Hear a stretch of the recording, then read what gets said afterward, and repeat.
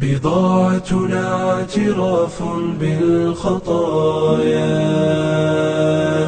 ودمع واكف صدقا يسال.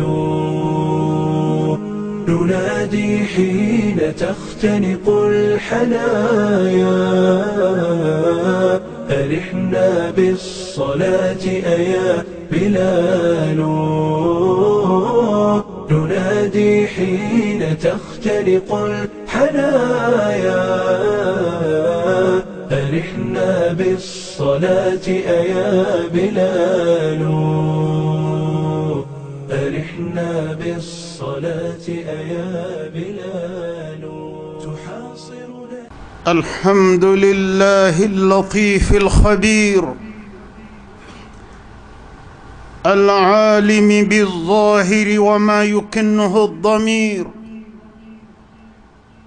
له الخلق والأمر، وهو على كل شيء قدير. أحمده سبحانه وأشكره على فضله الكبير وإحسانه الغزير، وأشهد أن لا إله إلا الله وحده لا شريك له، الإله الحق المبين. وأشهد أن سيدنا محمدًا عبده ورسوله الهادي البشير. اللهم صل وسلم على عبدك ورسولك محمد وعلى آله وصحبه وسلم تسليما كثيرا.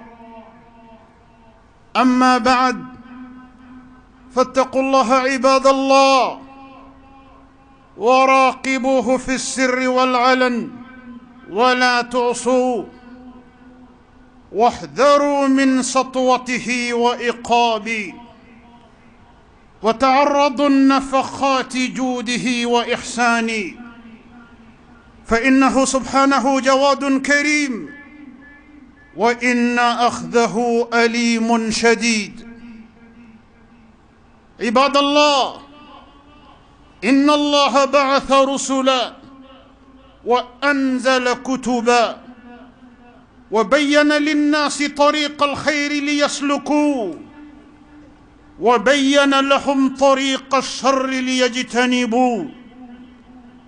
فمن أطاع الله ورسوله حصلت له سعادة الدنيا والآخرة، ومن خالف أمره وعصاه فإن الله يملي للظالم حتى إذا أخذه لم يفلته، فربما عاجله بعقوبة في الدنيا قبل الآخرة. كما قص الله علينا في كتابه العزيز عن الأمم السابقة، وبين لنا ماذا حل بهم لما عصوا وخالفوا أمرا وعصوا رسلا.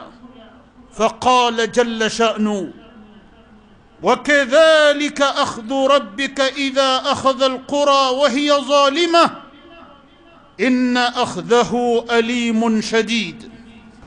وإنما ينزل بالناس من المصائب والمحن التي هي دون العذاب الأكبر لهو إنذار وتخويف، لينيبوا إلى ربهم ويقلعوا عما هم عليه من الظلم والغفلة من الله عز وجل والتمادي في الذنوب والمعاصي.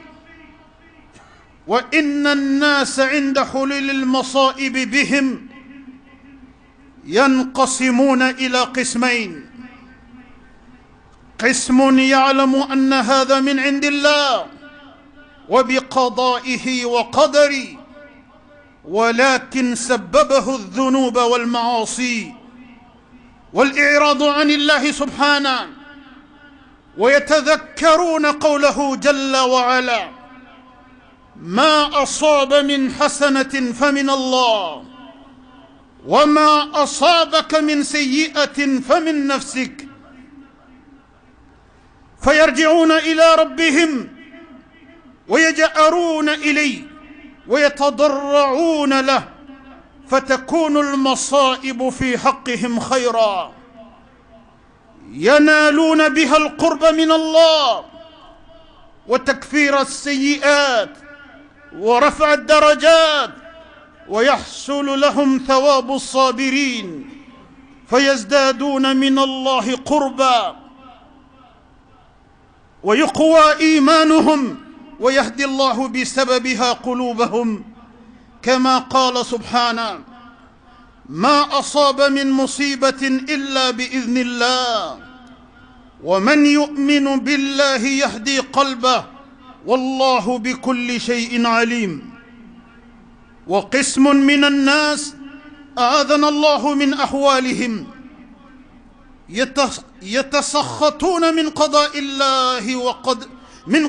الله وقدري ويغفلون من أعمالهم السيئة ولا يتذكرون ولا يتعظون فيزدادون من الله بعدا وتقسو قلوبهم ويزدادون ضلالا إلى ضلالهم، فيفوتهم الأجر العظيم والثواب الجزيل. ولهذا يقول سبحانه في صفة أولئك: ولقد أخذناهم بالعذاب فما استكانوا لربهم وما يتضرعون. فاتقوا الله عباد الله واسألوه أن يعينكم على ذكره وشكره وحسن عبادتي. تنم علي بركة دابي ستي مسالي اللطيف الخبير الذي مسايي دانتاك هنلا مسا نغما الذي مسايي مسا من كنا فنينين دو dantan fɛnw ka ko bɛɛ lajɛlen na, dantan fɛnw ka foyi dogolen tɛ Ala ma.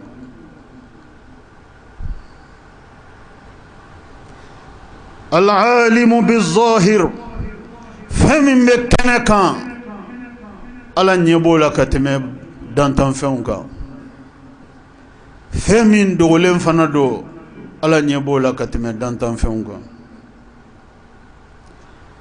Lahul khalq wal amr, fɛn o fɛn n'a bɛ diɲɛ in kɔnɔna na, dantan fɛn o dantan fɛn bɛ diɲɛ in kɔnɔ, a bɛɛ lajɛlen ye Ala de ta ye. Walahul amr, wa kow ye ale Ala kelen de ta ye dɛ, kow ye Ala kelen de ta ye dɛ. Ko tigi fila tɛ kow la dɛ, komi tigi fila tɛ ɲɛnamaya la cogo min. Diɲɛ in ye Ala de ta ye. Fɛn o fɛn bɛ kɛ ɲɛnamaya in kɔnɔna la, Ala ko k'a bɛɛ lajɛlen ye ale de ta ye. Wa huwa ala kulli shay'in qadir, wa ko ale Ala, ale kelen pe de bɛ se fɛn bɛɛ lajɛlen na. N'ale Ala tɛ, mɔgɔ si tɛ yen k'o bɛ se fɛn bɛɛ lajɛlen na. Ale Ala kelen, ale de bɛ se fɛn bɛɛ lajɛlen na. Se bɛɛ lajɛlen bɛ ale Ala de ye. Fangatigi y'ale Ala kelen de ye, setigi y'ale Ala kelen de ye, kowtigi y'ale Ala kelen de ye. N'ale ye min bila yɔrɔ min na, o bilara yen dɛ. N'ale ye min kɛ, o kɛra dɛ. Wali n'ale Ala banna min fana kɛli ma, kɛbaga t'o la dɛ.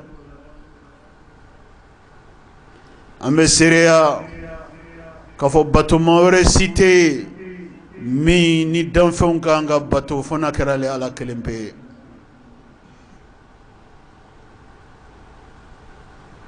An bɛ seereya k'a fɔ an kuntigi Muhammad sallallahu alayhi wa sallam Ala ka jɔn don, Ala ka ciden don. Danfɛnw na kuntigi ani danfɛnw na hɛrɛma, Ala y'a ci ka cili kɛ hinɛ ye ka se dantanfɛn bɛɛ lajɛlen ma. Ala ka kisi ani Ala ka nɛɛma kɛrɛnkɛrɛnnen o bɛ Alakira Muhamadu ye a n'a furumuso barikamaw a n'a ka denbaya bɛɛ lajɛlen. Ala ka diɲɛ bɛ ka taa kira ka sahababaw ma, sahaba minnu jɔra Alakira kɛrɛfɛ ɲɛnamaya in kɔnɔna la ka Ala ka diinɛ sinsin, ka Ala ka diinɛ sɛgɛn kɛ, ka Ala ka diinɛ tɔɔrɔ kɛ, yaasa diinɛ in a bɛ sabati dugumakolo kɔ kan, yaasa diinɛ in anw bi mɔgɔw anw bɛ se ka diinɛ in sɔrɔ tiɲɛ ye cogo min na olu kɔfɛ. Sahaba ninnu ka ɲɛnamaya kɛra o de cɛsiri kɔnɔna na. U joli bɔnna o la, k'u ni bɔ o la, k'u ka nafolow don o la, k'u muso n'u denw taga o la, k'u ka ɲɛnamaya baara bɛɛ lajɛlen bɛn Ala ka diinɛ sinsinli ma dugumakolo kɔ kan. Ala ka diɲɛ bɛ ka taa kira ka sahababaw ye. Sahaba ninnu ye cɛsiri min kɛ diinɛ kɔnɔ, ya Rabbi Ala k'an kɛ sahaba ninnu ladegebaga ye ni cɛsiri ye Ala ka diinɛ kɔnɔ. Ka da kan Ala ko a ka alikuranɛ ba kɔnɔ ko wa ma khalaqtul jinna wal insa illa liya'budun. K'ale Ala ma buna adamadenw ni jinɛw da foyi wɛrɛ kama fo n'a kɛra ale Ala batoli ye. Batokun wɛrɛ si tɛ adamadenw na, dankun wɛrɛ si tɛ adamadenw na, dankun wɛrɛ si tɛ jinɛw la. Ala ye nin danfɛn ninnu bɛɛ lajɛlen dan ale Ala batoli de kama. Ala ka jɔnw, fattaqullah, n b'aw wele ka taga Ala ɲɛsiranɲɛ ma. waraqibuhu fi sirri wal alan wala tu'su.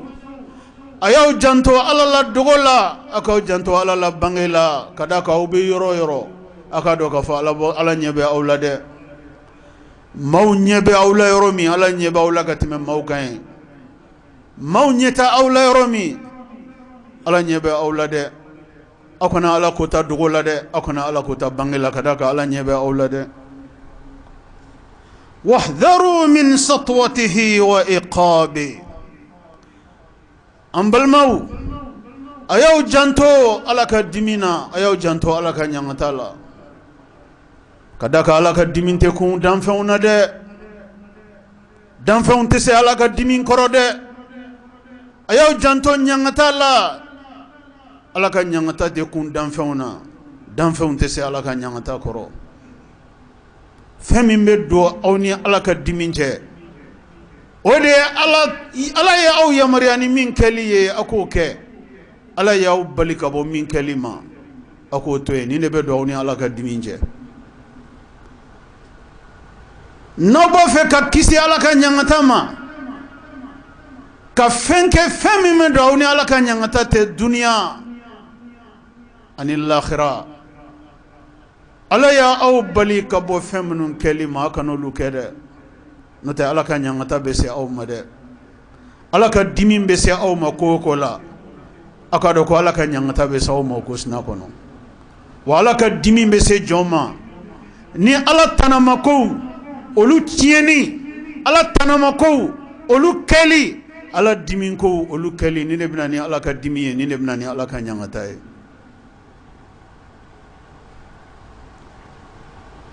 Ala ye diɲɛ dan bi tɛ dɛ.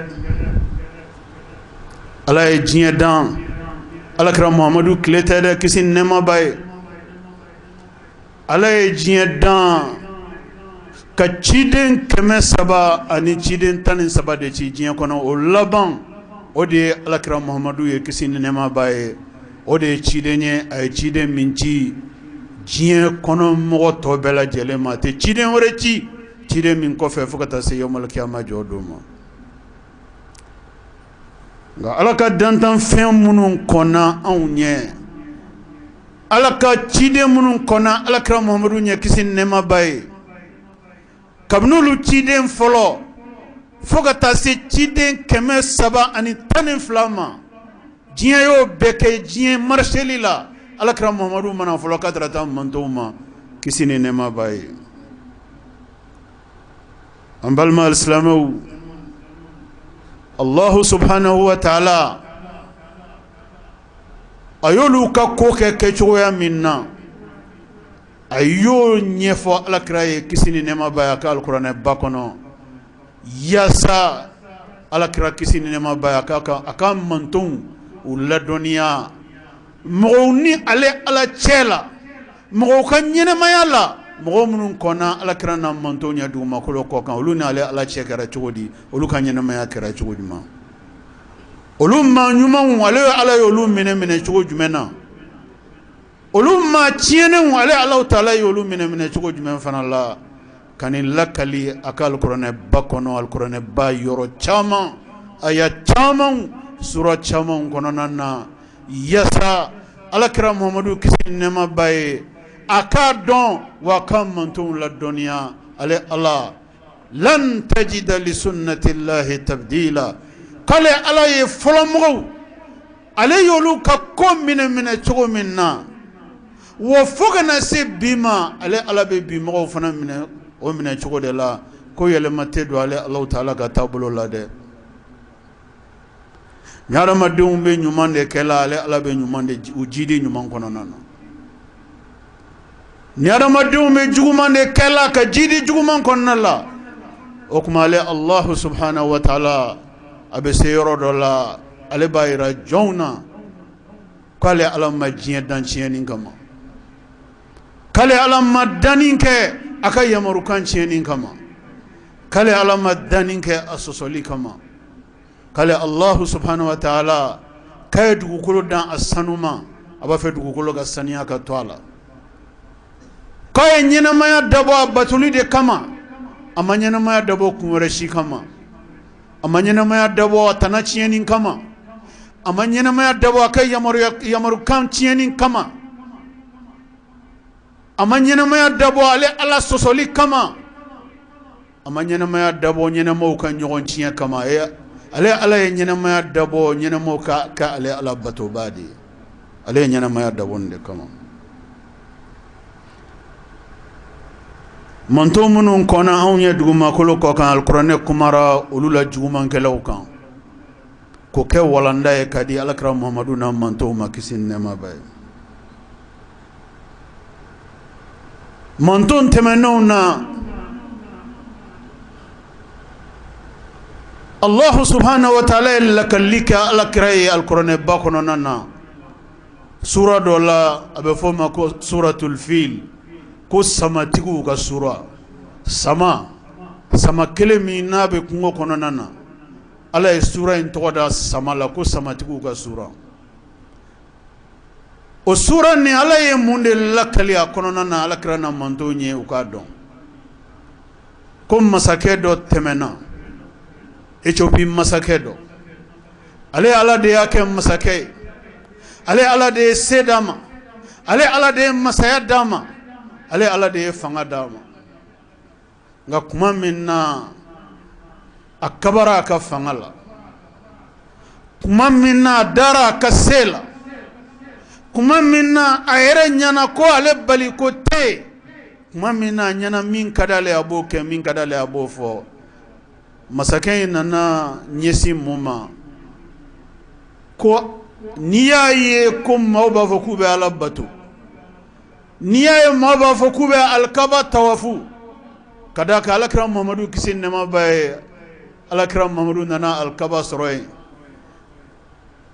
ciden minnu tɛmɛna olu nana alikaba sɔrɔ yen Alahu taala ka danni kɔnɔna na o kuma ni masakɛ in ale de fara ka masaya la k'a ka kɛlɛkɛlaw la wuli k'u ka taa alikaba ci bɛɛ k'i yɛrɛ sɔrɔ n'i y'a mɛn aw bɛ ala bato k'a bɛ tawafuli kɛ aw bɛ ala bato baara kɛ aw bɛ taa dama kasi ala ye yɔrɔ dɔ la min tɛ ale ye ko alikaba de bɛ yen a y'a ka kɛlɛkɛcɛw la wuli o bɔra Ethiopie jamana kan a bɛ fɔ masakɛ in ma ko Abaraha a ka kɛlɛkɛcɛw wulila k'u ɲɛsin Magan jamana ma kuma min na u kibaruya sera Magan dugu kɔnɔ ka sɔrɔ u ma se Magan fɔlɔ a y'a sɔrɔ bangena munun tunga bagambe alkabal lamini nanul buka bagam gengengeng o bangena uye kibore asro kuma minna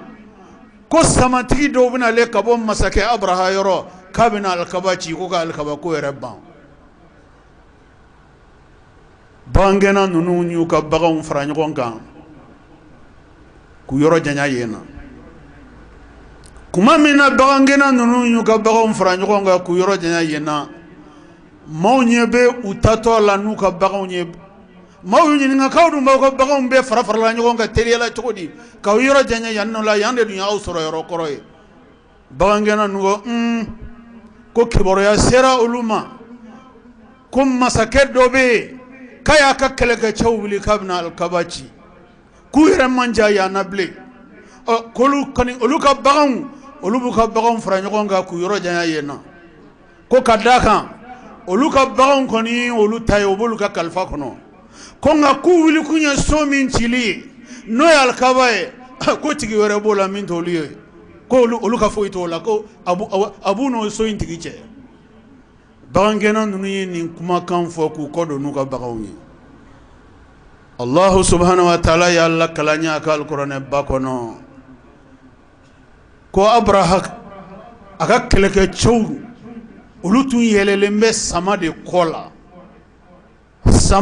sama tay bonya danyede sama tay fanga danyede o don keleke chemi me ele sama kola kata keleke rola o te keleke chebe de o bayira ka fo ni se mo bolo ala de se da tigi ma de se tigi site se soro ala nyinama fanga tigi site fanga soro ala nyinama se tigi site se soro ala nyinama kuma minna ni masakain aga keleke chow anu yeleleme sama min kola sama munun kola kuma minna una nasrunya alkabala Allah subhanahu wa ta'ala abina na yira masakaina kafo ale Allah nale jora setigi kelelika setigi ni ale nale ala jora setigi kelelika ale ala te setigi nyogom blala setigi boyongo ato bla setigi la enno kera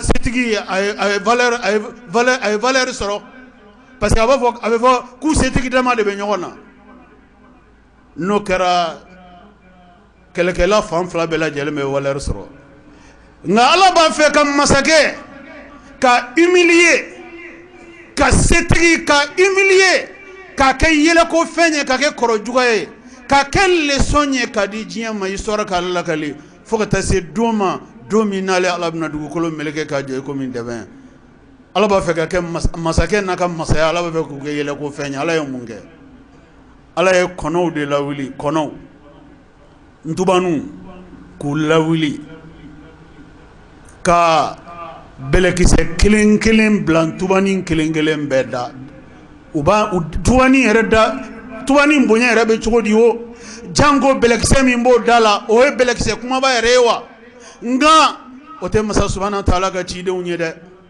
kono kelen wo kele ala ye belekise kelen bla bedala o kono nunu mpana no belekise kuma mina unana se samatigi nunu ma alkaba masrunya la kono kelen wo kelen nya dala belekise bla ga jigi samakulu nunu anu yeleke chawka ka bela jilenke bugurinja yoronin kele yali samatigu yerdama de kelelawa yali marfatigu yerdama de kelelawa yali masakau yerdama de kelelawa ay ala tubanu de bla kanna keleke chaw nuka keleke minaw ku ke bugurinja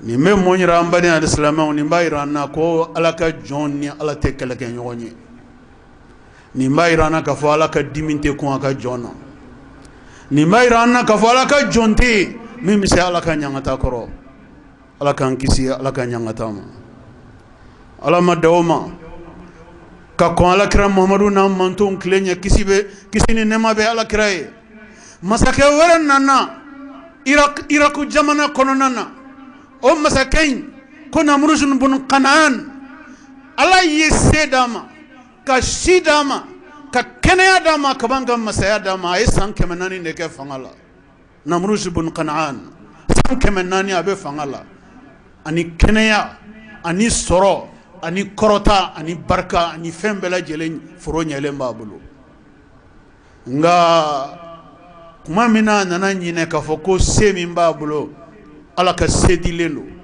fanga min b'a bolo Ala ka fanga dilen don a bɛ sigilan min kɔnɔ Ala de y'a sigi sigilan in kɔnɔ a nana yira k'a fɔ ko ale yɛrɛ maa tɛ seli maa tɛ sun ale yɛrɛ de ni batoli ka kan maaw kun ɲɛsin ale ma k'ale bato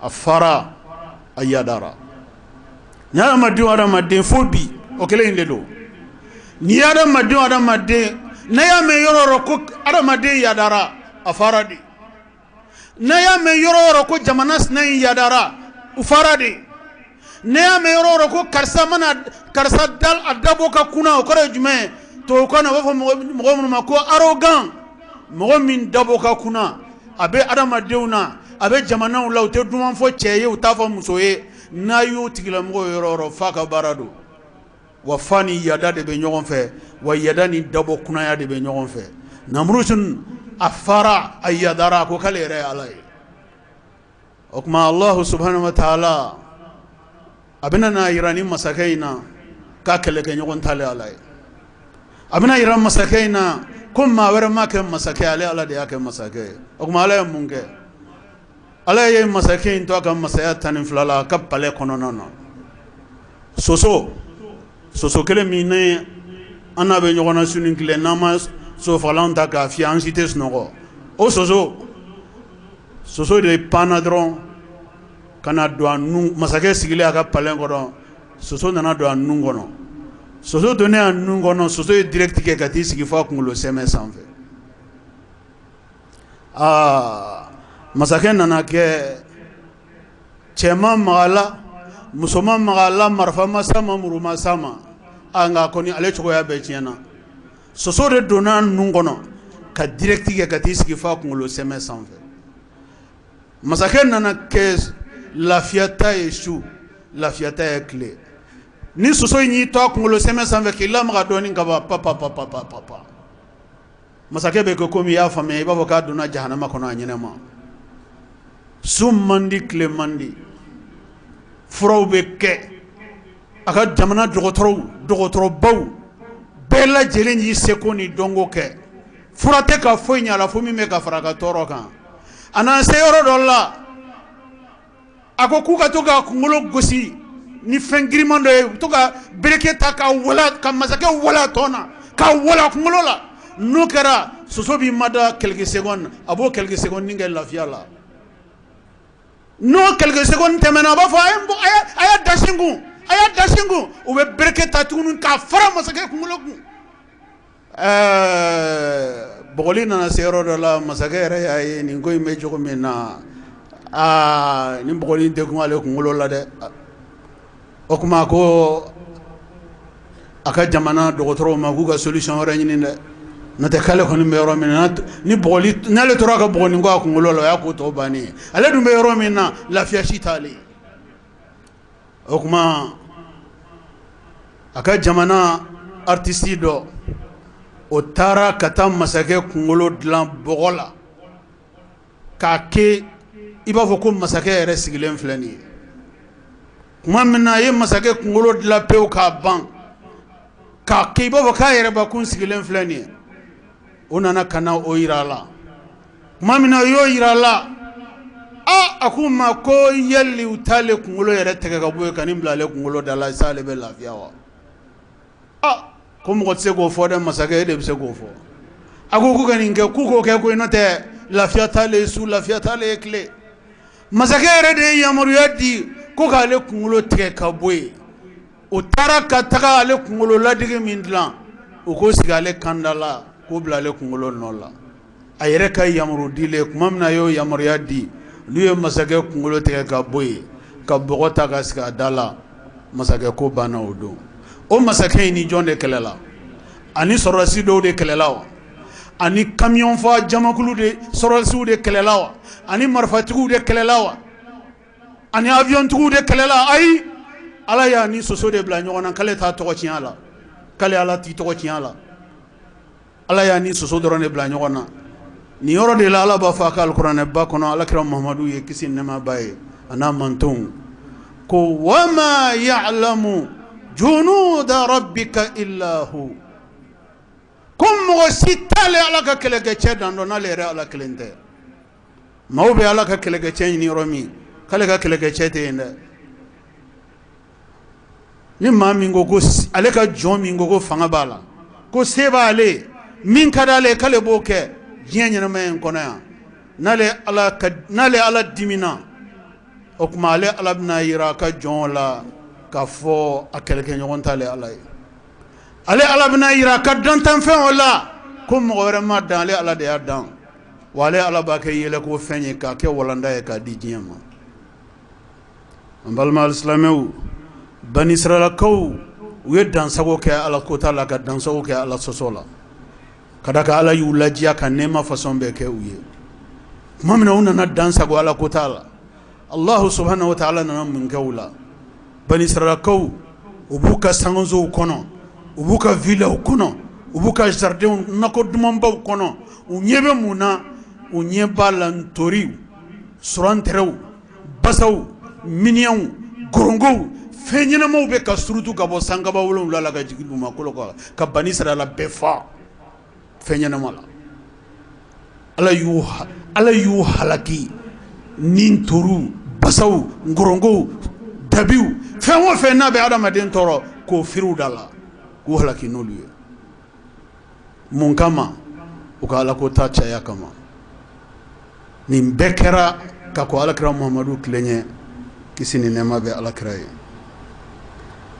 Allahu subhanahu wa ta'ala a ye lakali kɛ hali bi alakira Muhamadu n'a manton ɲɛ a ka alikuranɛ ba kɔnɔ manton minnu kɔnna anw ɲɛ dugumakolo kɔ kan ala ye kangari da Shuaibu ka mɔgɔw ye Nabi Shuaib k'u kana balansi tiɲɛ dɛ sumanifɛnw u kan'u dajaga dɛ mesurelafɛnw u kan'u dajaga dɛ peselifɛnw u kan'u dajaga dɛ k'ale ala tɛ dulenya fɛ ale ala bɛ tilen de fɛ ale ala tɛ nanbara fɛ ale ala bɛ tiɲɛ de fɛ ko adamadenya a ka kɛ tilen kɔnɔ adamadenya a kana kɛ ɲɔgɔn tɔɲɔ kɔnɔ a kana kɛ ɲɔgɔn ka hakɛ tiɲɛ kɔnɔ hali ni mɔgɔ min ma seli ma sun ala ko k'ale b'i kɔnɔ alikiyama mais diɲɛ ɲɛnamaya in kɔnɔ yan kana ɲɛnamaya kɛ adamadenw tɔɲɔli kan kana kɛ adamadenw ka hakɛ tiɲɛni kan kana kɛ adamadenw u danbe tiɲɛni kan kana kɛ adamadenw u tɔɲɔli kan dogo la ani bange la k'i kana ɲɛnamaya ko kan dɛ k'ale ala tɛ diɲɛ n'a ye dɛ a ye kangari da Shuaibu ka mɔgɔw ye o m'a mɛn Allahu subhanahu wa ta'ala a nana ni finteninba ye finteninba a nana n'o ye Shuaibu ka mantonw cɛ la kuma min na dugu nana kɛ finteni sigi tɛ mɔgɔ ye jɔ tɛ mɔgɔ ye bɛɛ lajɛlen bɛ kule la fo min bɛ farala finteni kan Allahu subhanahu wa ta'ala nani to la dugu mɔgɔw y'u to dugu fankelen na k'a ye suma jiginna dugu fankelen dɔ in na dugu kɔnɔ mɔgɔ bɛɛ bolila k'i ɲɛsin ye tile bɛ yɔrɔ min ka bɔ ye ko suma bɛ dugu fankelen dɔ la dugu kɔnɔ mɔgɔ bɛɛ y'i ɲɛsin yen ma kuma min na dugu mɔgɔ bɛɛ lajɛlen ye ɲɔgɔn sɔrɔ suma la bɛɛ lajɛlen bolila yɔrɔ ɲɛ tile bɛ yɔrɔ min na kuma min na dugu mɔgɔ bɛɛ lajɛlen taara ɲɔgɔn sɔrɔ suma la ala ye kaba nɔgɔ jugu kan k'u halaki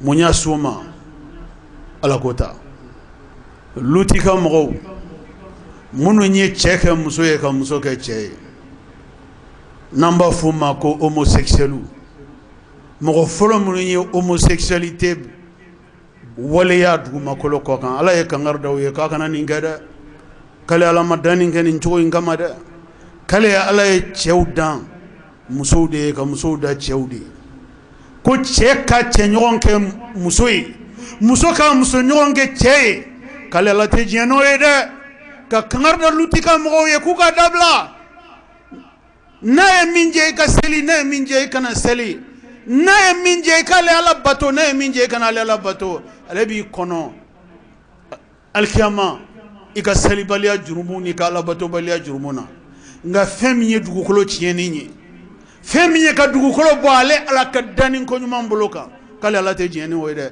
ka d'a kan ko dugukolo tɛ mɔgɔ kelen ta ye dɛ ko dugukolo ale ala dan a sanuma ka dantan fɛnw bila dugukolo in kan u k'u ka ɲɛnamaya k'a kɔnɔ sani ka s'u ka saya ma o kuma dantan fɛn si tɛ yen k'ale ala bɛ diɲɛ n'a ye k'a sigi k'i lajɛ i ka dugumakolo tiɲɛ ni ala ko ta ye olu t'i ka mɔgɔw o ma ala ka kangarida mɛn tuma min na u ye dansago kɛ homosexualité la Allahu subhanahu wa ta'ala a ye mɛlɛkɛ bila fajiri mɛlɛkɛ bila kana dugu kɔnɔ mɛlɛkɛ cɛ naani k'u bila kana dugu kɔnɔ kuma min na u nana se dugu kɔnɔ Allahu subhanahu wa ta'ala k'u ka to dugu kɔnɔ fo fajiri waati mɛlɛkɛ ninnu tora dugu kɔnɔ fo fajiri waati fajiri selen kuma min na Allahu subhanahu wa ta'ala ye mɛlɛkɛ ninnu yamaruya k'u ka dugukolo ta k'u ka yɛlɛn n'a dugukolo ye sanfɛ mɛlɛkɛ ninnu ye dugukolo ta ka dugukolo kɔrɔta ka yɛlɛn n'a ye sanfɛ kuma min na mɛlɛkɛ ninnu sera ni dugukolo ye yɔrɔ la sanfɛla la ala ko k'u ka se n'a ye yɔrɔ min na Allahu subhanahu wa ta'ala ye mɛlɛkɛ ninnu yamaruya k'u ka dugukolo dafiri mɛlɛkɛ ninnu ye dugukolo dafiri hala dugumɛnɛ ala m'a to yen mun na ko homosexualité ko ye de ko k'ale ala ka dugumakolo ka sanuma ka tiɲɛ ni mun ye ka tiɲɛ ni ala ko ta ye fa juguma k'ale ala tɛ diɲɛ n'o ye dugumakolo kɔ kan an balima alisilamɛw n'an k'an bɛ nin misaliyaw fɔ an tɛ se k'a fɔ ka se a dan na des exemples comme ça on peut les citer jusqu'à des centaines voire des milliers révélés par le Coran. Chaque fois qu'un peuple a fait le choix de la perversion, chaque fois qu'un peuple a fait le choix du mauvais comportement, de la mauvaise conduite, chaque fois qu'un peuple s'est dévié du bon chemin et s'est durablement installé dans cette voie, Dieu a fini par déclencher sa colère. Cela n'est pas un phénomène nouveau dans la vie de l'humanité. Dieu a créé les hommes pour son adoration. Mais Dieu n'a pas créé les hommes pour sa désobéissance. Dieu a créé les hommes pour que les hommes lui obéissent, pour que l'humanité lui obéisse, mais pas pour que l'humanité le défie. Les hommes, comme chacun de nous peut le constater, à travers les informations qui arrivent dans les télévisions, dans les journaux, chacun peut constater à son niveau, chaque fois qu'on parle de la défense des droits des minorités, par-ci, par-là, les minorités sont qui? Des pédophiles. Des minorités sont qui? Des homosexuels. Des minorités sont qui? Ceux qui veulent apprendre aux adolescents à l'école comment ils doivent faire la sexualité. Mais on ne se contente plus de faire du mal pour soi-même. Mais on veut entraîner tout le monde dans le mal. Les malfaiteurs ne se gênent plus dans le mal. Mais les malfaiteurs font l'apologie du mal. Que voulez-vous que Dieu fasse? Dieu finira par déclencher sa colère. Pouvons-nous supporter la colère de Dieu? Nous ne pouvons pas. Aujourd'hui, le monde entier est presque en arrêt. Le monde est chamboulé, le monde est bouleversé. Par quoi? Par une maladie. Cette maladie, jusqu'au jour d'aujourd'hui, n'a donné encore aucun médicament pour son éradication. Aucune communauté scientifique n'a encore trouvé un médicament pour combattre ce mal. Le virus dont on parle, ce virus tellement petit qu'il n'est visible que par le microscope. Selon les scientifiques, il faut réunir 100 000 virus pour qu'à l'œil nu, qu'on puisse voir un seul virus. 100 000 virus pour qu'à l'œil nu, sans microscope, pour qu'on puisse voir un seul virus. Il faut réunir 100 000 unités. Microbe mi, bana kise mi nabe kaka jiye bela jelen la mgabi. Bana ni adoya bolo atiseka ye hali nye gansana. Fuka awa keme adin wa keme niyo franyokonga. Nye kise biseka yo de la kasoro vers spécialement donyala. Awa keme. Jabaru masa. O kelempe abiseka duguchi foni Allah hinana ka jona. Yali ni yorola ala ye marfata adamadenw kama. Ni yorola ala ye muruta adamadenw kama. Ni yorola ala ye dugukolo yere ni adamadenw wa. Ni yorola ala ye keleke fɛn wɛrɛ jumɛn ta adamadenw kama. Ni yorola fɛn min ka dogoya bolo ala tɛ se ka ye ɲɛ la. O de kelen bɛ ka diɲɛ bɛɛ wuli ka diɲɛ bɛɛ girin ka bi diɲɛ bɛɛ jɔ bi. Ka l'école-sow datugu, ka aéroportw datugu, ka usines datugu, ka tulonkɛyɔrɔw datugu, ka sɛbɛkɛyɔrɔw datugu, datuguli min n'o bɛ adamadenya marqué fo ka taa se don min na ala bɛna dugukolo meleke k'a jɔ i komi dɛbɛn. O de ye fɛn min bɛ don ala batobagaw ni alikaba cɛ. O tɛ kodenni ye dɛ. Fɛn min bɛ don ala batobagaw ni ala ka so cɛ, o tɛ kodenni ye bilen dɛ. Ni hadamadenw kabana gana u bɛ boli ka alikaba de yɔrɔ ɲini ka t'u kungo fɔ ala ye. An ɲɛ b'o la an tɛ se k'o lasɔrɔ bi. Ni hadamadenw kabana gana u bɛ boli ala ka yɔrɔ barikamaw, u bɛ boli k'olu de sɛgɛrɛ. Misiriw y'o dɔ de ye. Misiriw de bɛ ka datugu bi diɲɛ kɔnɔ. O kuma sisan an haminen bɛ boli ka taa an ka damakasi kɛ yɔrɔ minnu na n'olu datugura. An bɛ taa an ka kamanagan, an bɛ taa an ka maɲumako kan fɔ ala ye yɔrɔ minnu na. Ni bana nana kana don an n'o yɔrɔw bɛɛ cɛ, o b'a yɛrɛ k'a fɔ an ni kamanagan man jan bilen dɛ. O b'a yɛrɛ k'a fɔ an ni dɛsɛ man jan bilen dɛ. O b'a yɛrɛ k'a fɔ an ni ko min bɛ ɲɔgɔn na, an si t'an bɔ cogo dɔ a la, an si t'an bɔ waati dɔ a la dɛ. An si t'a laban cogo dɔ dɛ. Fɛn min bɛna ni ala batojɔnw, fɛn min bɛna don ala batojɔnw ni ala batoli cɛ, ka don ala batojɔnw ni ala batoli yɔrɔw cɛ, o bɔra tulon na dɛ. O tɛ jamana fila ni ɲɔgɔn cɛ bilen dɛ. O tɛ jamakulu ni ɲɔgɔn cɛ bilen dɛ. O bɛ danfɛnw ni dali masa de ni ɲɔgɔn cɛ. Ni ko sera o yɔrɔ ma, a kɛra sɛbɛ ye dɛ. Nka ala kira kisi ni nɛɛma b'a ye. A ko ala ye hɛrɛ fila k'ale ala kira kisi ni nɛɛma b'a ye, a ma min ɲɔgɔn kɛ ciden si ye ka kɔn ale ɲɛ. Ala ye hɛrɛ belebele fila k'ale Muhamadu ye, a ma min ɲɔgɔn kɛ ciden si ye ko ka kɔn ale ɲɛ fɔlɔ fɔlɔ. Ko ala kira Muhamadu ma kisi ni nɛɛma b'a ye.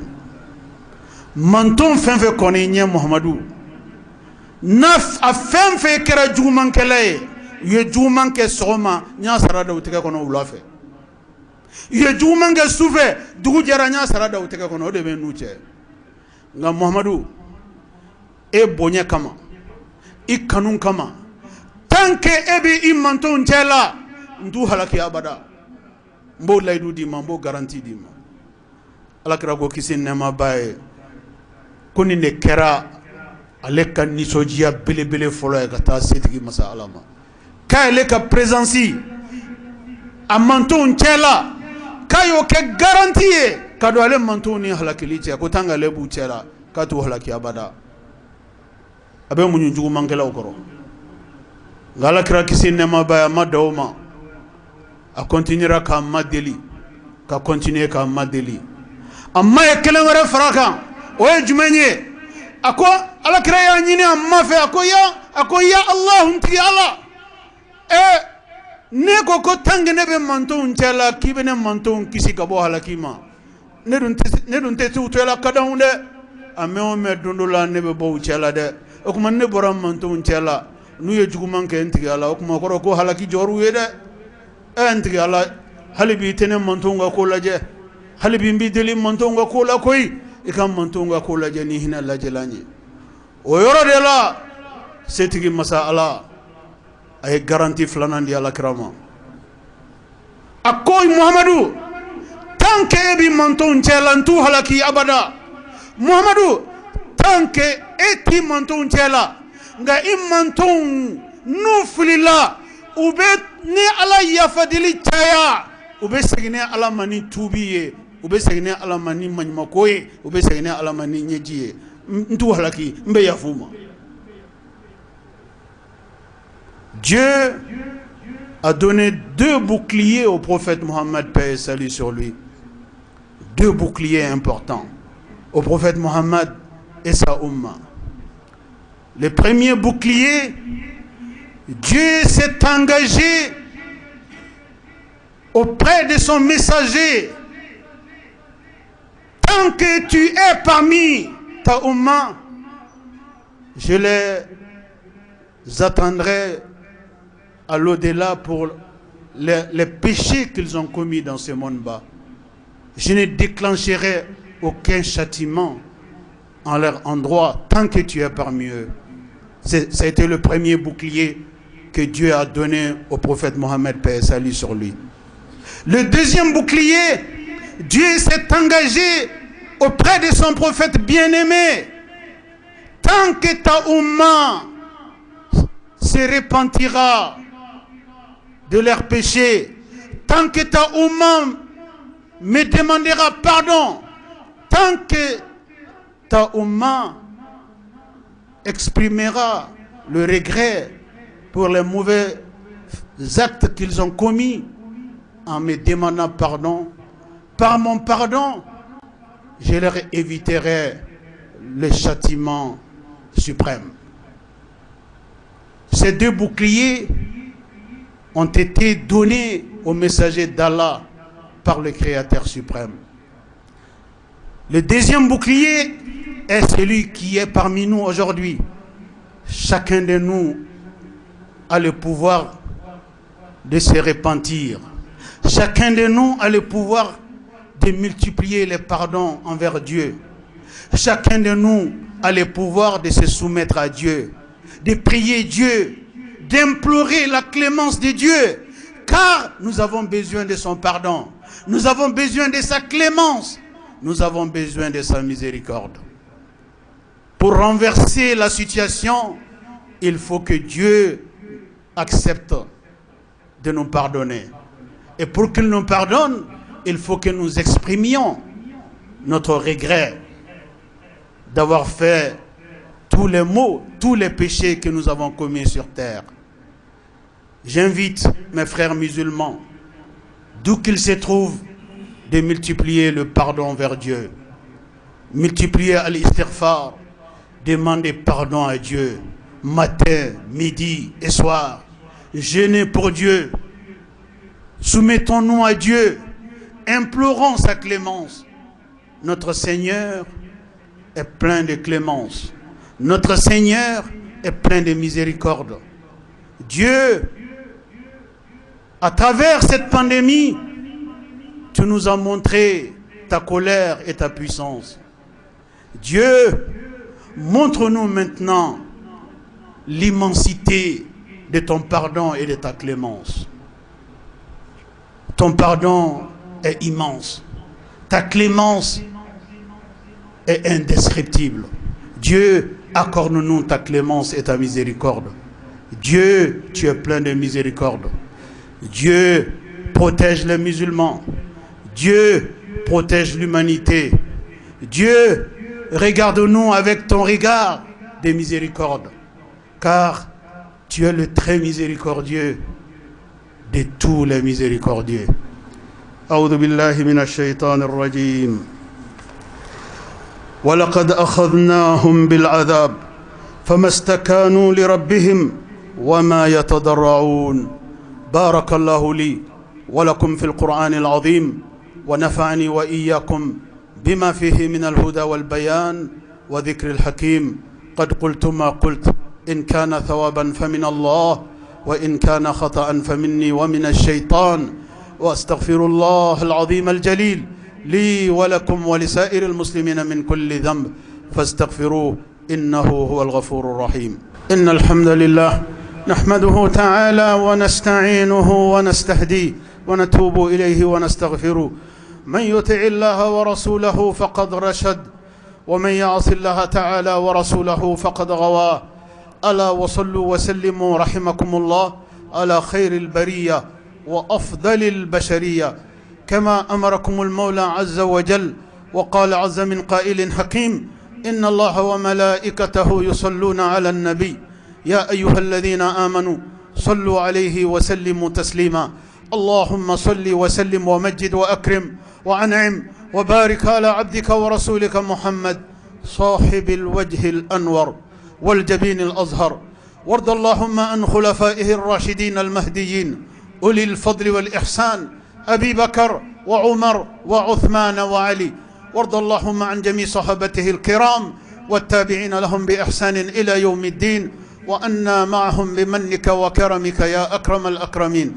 اللهم أعز الإسلام والمسلمين، اللهم أعز الإسلام والمسلمين، وأذل الشرك والمشركين، ودمر أعداء الدين، واحمي حوزة الدين، واجعل هذا البلد آمنا مطمئنا وسائر بلاد المسلمين. اللهم آمنا في أوطاننا، وأصلح واحفظ أئمتنا وولاة أمورنا، واجعل اللهم ولايتنا في من خافك واتقاك واتبع رضاك يا رب العالمين. اللهم انصر من نصر الدين، اللهم انصر من نصر الدين، واخذل من خذل الإسلام والمسلمين. اللهم ادفع عنا الغلاء والوباء والربا والمحن والزلازل وسوء الفتن ما ظهر منها وما بطن برحمتك يا أرحم الراحمين. اللهم ربنا ظلمنا أنفسنا، وإن لم تغفر لنا وترحمنا لنكونن من الخاسرين. ربنا أتنا في الدنيا حسنة وفي الآخرة حسنة وقنا عذاب النار. ربنا لا تزغ قلوبنا بعد إذ هديتنا، وهب لنا من لدنك رحمة إنك أنت الوهاب. ربنا هب لنا من أزواجنا وذرياتنا قرة أعين وجعلنا للمتقين إماما. وسبحان ربك رب العزة عما يصفون، وسلام على المرسلين، والحمد لله رب العالمين. بضاعتنا اعتراف بالخطايا، ودمع واكف صدقا يسال. ننادي حين تختنق الحنايا، أرحنا بالصلاة أيا بلال. ننادي حين تختنق الحنايا، أرحنا بالصلاة أيا بلال. أرحنا بالصلاة أيا بلال.